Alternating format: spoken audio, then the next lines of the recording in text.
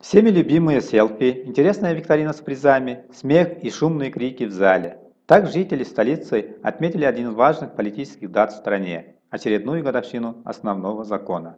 В этот день, 5 мая, Гражданский союз за реформу и результат и общественный фонд «Я люблю Кыргызстан» при поддержке представительства Freedom House в Кыргызстане организовали показ французской комедии «Безумная свадьба». Фильму предшествовала викторина среди любителей на знание норм Конституции и собственных прав, гарантированных основным законом. Правильно ответившие участники получили призы. Кроме этого, активисты установили перед кинотеатром огромный макет Конституции Кыргызстана, на фоне которой люди фотографировались на память.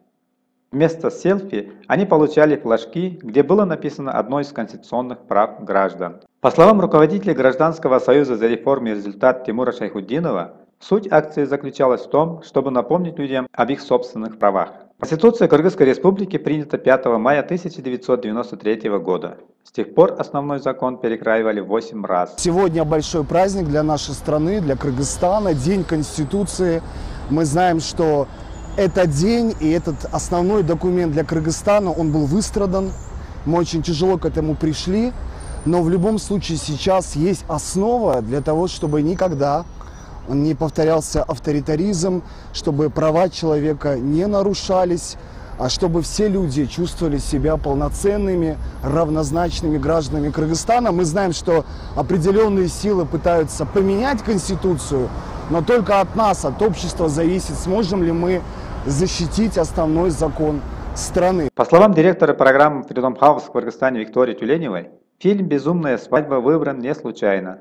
Он снят в жанре комедии, но поднимает серьезные проблемы неравенства людей. Мы хотели, чтобы люди в День Конституции немножко расслабились, отпраздновали этот день и через этот показ привлечь внимание к Конституции кыргызской, немножко рассказать о ней, о правах, которые есть у людей, ну и, как я сказала, отпраздновать, чтобы все повеселились. Но фильм не случайный, да, фильм комедия, но тем не менее поднимает такую вот проблему неравенства людей. А здесь наоборот говорится, как люди равны в одной семье, это значит, что в любой стране люди также могут найти общий язык. На протяжении всего фильма в зале стоял смех, улыбки с лиц зрителей не отходили и после окончания фильма.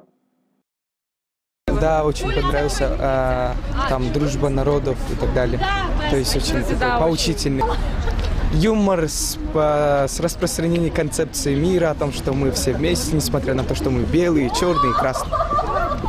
Вот, хороший фильм, современный фильм. Это был интернационал.